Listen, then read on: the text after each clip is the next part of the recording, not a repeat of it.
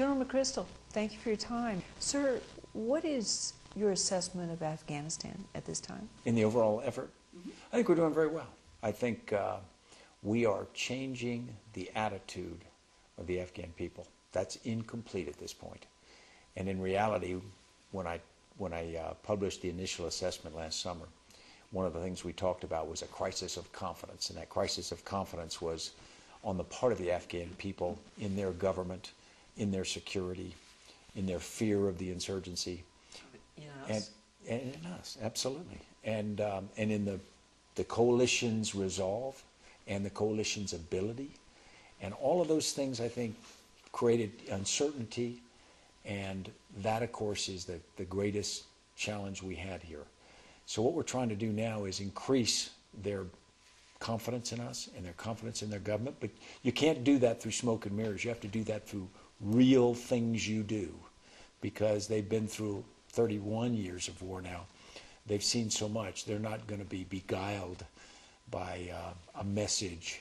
They're only going to be beguiled by what they see and what they learn that they can believe in. How do you get them to trust us and still fight a war without civilian casualties? Well, first off, you need to think of every civilian casualty as a person and never throw them into numbers, because suddenly it takes on a texture that's very important.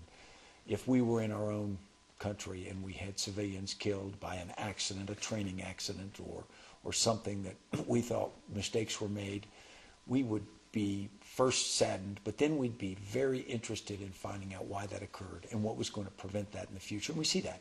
The Afghan people are really no different. They've just been through so much that sometimes people can say, well, the Afghans have seen people being killed and we're fighting a war, and that just happens in war. But this is families. This is fathers, mothers, children. And so we need to see it through their eyes. We also need to understand that they have an extraordinary belief in our capacity to do certain things. They believe that our intelligence is incredibly impressive. They believe that our targeting is incredibly precise, and we reinforced that in 2001. Since then, when they see us make a mistake, they immediately question, well, if your intelligence is as good as we know it is, and your precision is as good as you have demonstrated, then if you hit civilians, that must have been intentional. And it's very difficult to convince them that mistakes are still made, and that we are in fact apologetic for the fact that we are human and we do make mistakes. We also need to convince them that over 8 years, when they see mistake after mistake, for them it gets cumulative. They go, when will you learn? Or are you being cavalier? Or are you simply saying, yeah, we're working it, but in reality not changing the way you operate? So we're trying very hard now, one, to put greater focus on how we operate, and two, to convince them that that's genuine. But we can't convince them by what I say or what we write. We can only convince them by what they see. And over time, as we demonstrate that kind of care for their welfare, I think that it begins to pay off. So what does this mean to our troops on the ground? Specifically, what is your guidance to those that are fighting the war? Well, it means an extraordinary amount, because if you are a young service member on the ground from any of our nations or Afghan, it means that although you absolutely still have the right and responsibility to use whatever assets you need to protect yourself and your comrades, when that's not the near-term requirement, when in fact there's a target that can be engaged and judgments allowed, and you're not doing it to save your life that moment, then I ask them to look at the wider picture and realize that when all is said and done, our security and our success is going to come from the Afghan people. So that if we can't win their support, we can't be successful. So every action we take to potentially use weapons has to be put in that context. Let me just describe how it might be. If an Afghan civilian is in an area that we are going to establish security in, and the Taliban come in and fire from their compound, and if we need to protect ourselves that moment, obviously we do what we must. But if we don't, and yet we respond with fires that damage the compound or level it, or in fact level it and kill family members in there, it's very tough for the family members to be thankful for the liberation we just gave them. I have read reports recently that indicate that there are some people who don't want to be liberated from the Taliban. What do you say to that? You first need to understand the situation. You need to understand that the Taliban came in 1994, and in many cases they came in response to malign governance and corruption. And they came in response to things that the people very much hated. And so the Taliban had a certain popularity in that. Now the Taliban are not popular now. And in fact, if you go through polling data or our interaction with them, but what the individual in the village seems to want, and every individual is different, and I use that word very carefully because you can't group them inappropriately. They want a chance to live a life. They want a chance to make a living. They want a chance to practice their culture. They don't want it imposed on them. And so they will go with what they have to. They'll make rational decisions. If we can't protect them, they'd rather the Taliban than have their home destroyed.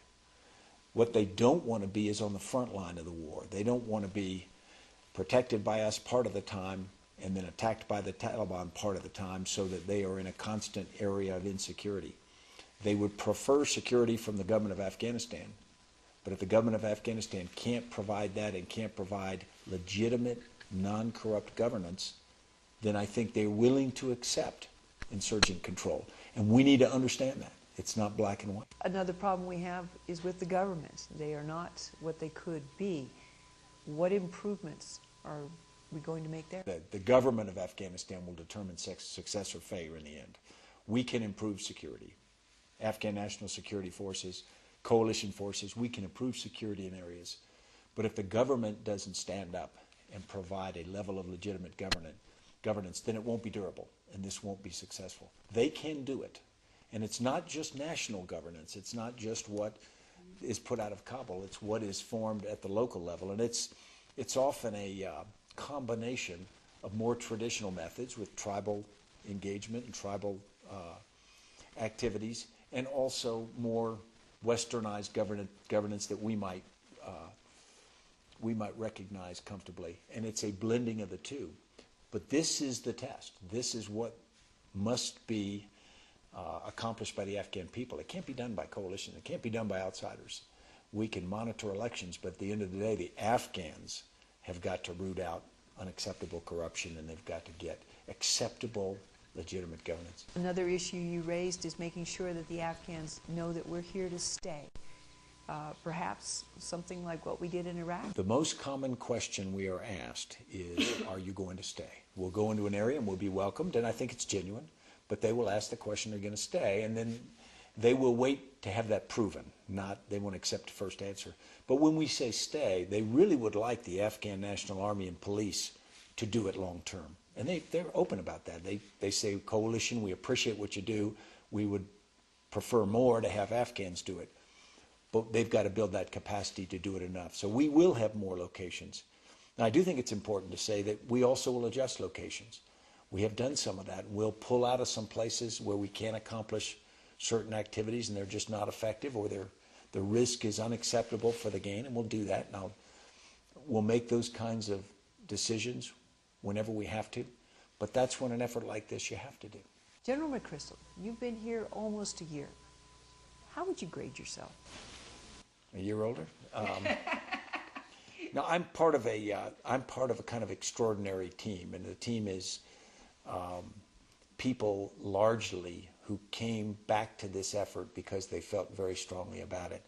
So I think that team is getting its stride, and it's through the country. It's not just here in Kabul by any means. So I think that as part of that team, I feel very, very increasingly confident that we are establishing the personal relationships, the professional relationships, hopefully the credibility that allow this thing to go forward. If you were to talk to the troops that are here on the ground and those that are on their way, what is the most important thing that they need to know? I think they need to focus on what we're doing here. If we think of war in a more conventional sense, we think of taking terrain or killing the enemy. And that's what we were trained to do. Mm-hmm. This is not that. This is a war for the people. It's not a war with the people. It's not a war around the people.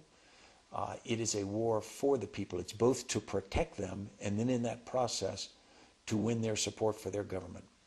If everything they do is first put against that measure, that objective, then I think that their actions will be most effective. You know, when I go out among the force, you see young privates, corporals, sergeants. It comes incredibly naturally.